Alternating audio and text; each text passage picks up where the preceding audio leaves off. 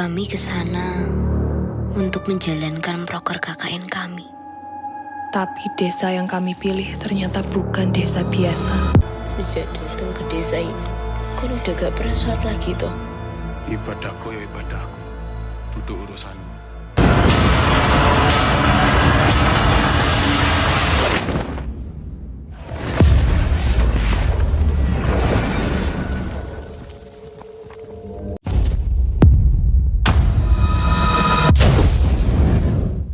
Assalamualaikum warahmatullahi wabarakatuh. Halo saudara, gimana nih kabarnya? Still good nggak? Kali ini Noah akan mereview film horor yang berjudul KKN di Desa Penari. KKN di Desa Penari merupakan sebuah film dari skenario yang diadaptasi dari cerita viral yang ditulis oleh Simple Man, yang telah diproduksi oleh MD Picture, diproduseri oleh Tuan Manoj Punjabi, dan disutradarai oleh Awi Suryadi.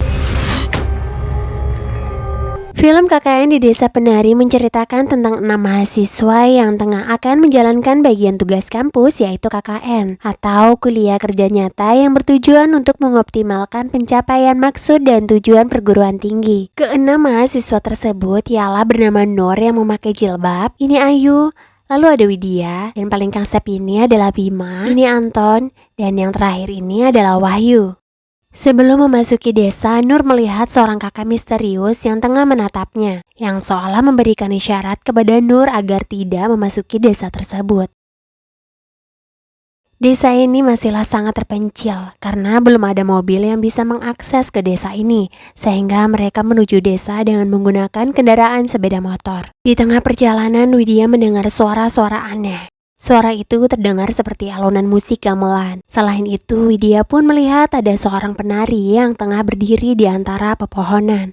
Keanehan di desa ini pun tidak hanya dirasakan oleh Widya, Nur pun merasakan hal yang sama. Dia merasakan ada yang berat di pundaknya. Tidak hanya itu, Nur pun juga melihat sosok besar hitam dengan mata merah menyala yang terus menatapnya. Dan kita bisa simpulkan bahwa si Nur mempunyai kelebihan indera keenam. Lalu kemudian mereka berkeliling bersama pemimpin desa yang bernama Pak Prabu. Pak Prabu pun memperlihatkan kepada mereka sebuah tempat yang bernama Tapak Tilas. Tempat itu ditandai oleh gapura yang sekitarnya terdapat banyak sesajen, juga terdapat janur kuning. Pak Prabu memperingatkan agar jangan ada siapapun yang memasuki tapak tilas. KKN ini tidak berjalan seperti yang kami harapkan. Beberapa hari telah mereka lalui di Desa Penari, tetapi gangguan-gangguan tidak berhenti bermunculan.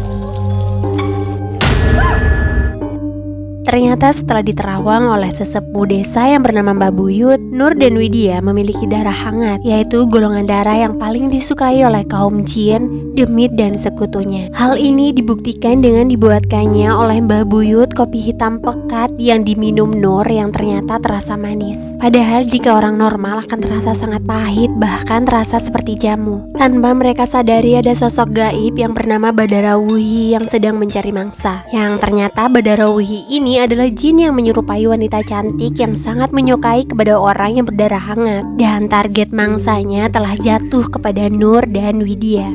Tetapi Badarawuhi tidak mau mengganggu Nur karena dia menghormati yang ada di belakang Nur.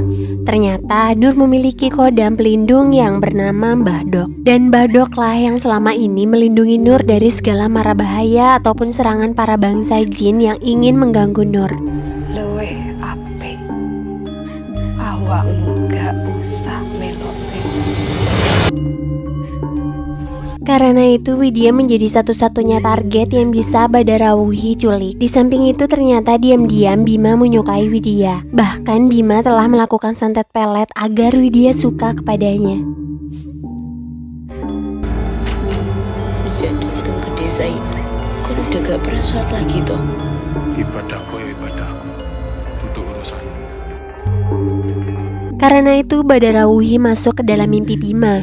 Dia memperlihatkan kepada Bima bahwa Widya dalam bahaya. Tubuhnya terlilit oleh banyak ular. Dia mengatakan jika Widya tidak akan bisa keluar dari desa ini. Bima pun ingin menolong Widya. Lalu Badarawuhi bilang jika Bima ingin menyelamatkan Widya dan memilikinya, maka Bima harus mengambil sebuah benda yang bernama mahkota Kawaturi yang ada di dalam tapak tilas. Lalu jika benda itu telah ditemukan, maka berikan kepada Widya.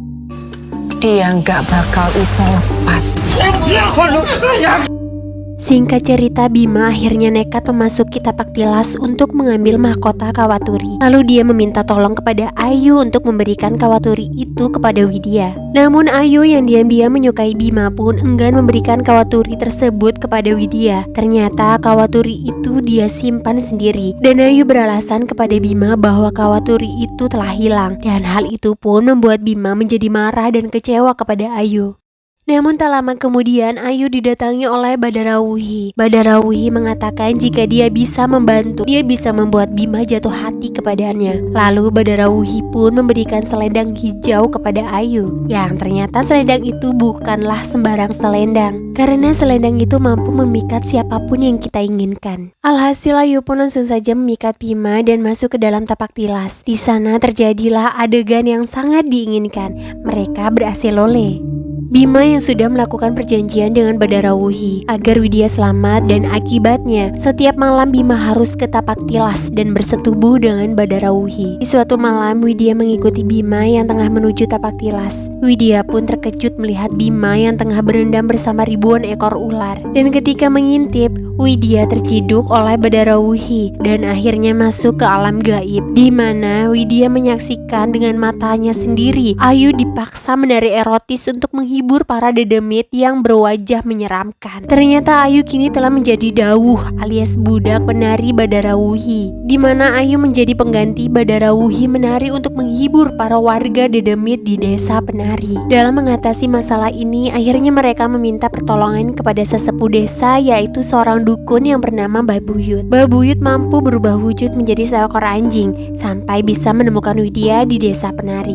Di sisi lain, Widya sangatlah ingin menolong Ayu, yang terlihat raut wajahnya meminta pertolongan kepada Widya. Namun Widya tidak bisa menolong Ayu. Lalu Widya pun menghampiri anjing jelmaan Babuyut, kemudian pergi dari sana. Sementara itu, Ayu terjebak dan akan terus menari menghibur para dedemit di desa penari. Perbuatan Ayu dan Bima kemudian dijadikan alih Badarawuhi untuk tumbal dengan tuduhan bahwa kedua mahasiswa itu telah melanggar larangan dan menodai tempat suci, telah melakukan santet dan juga berhasil lole di desa itu. Akibatnya Sukma, Ayu dan Bima pun terjebak di alam gaib. 4 hari setelah teman-temannya pulang dari desa penari, Bima pun meninggal dunia, sedangkan Ayu 3 bulan setelahnya juga meninggal dunia. Yaps, itu dia cerita garis besar film KKN di Desa Penari. Pesan moralnya, jagalah sikap dan attitude kapanpun dan dimanapun. Sekian, terima kasih sudah menonton dan bye-bye.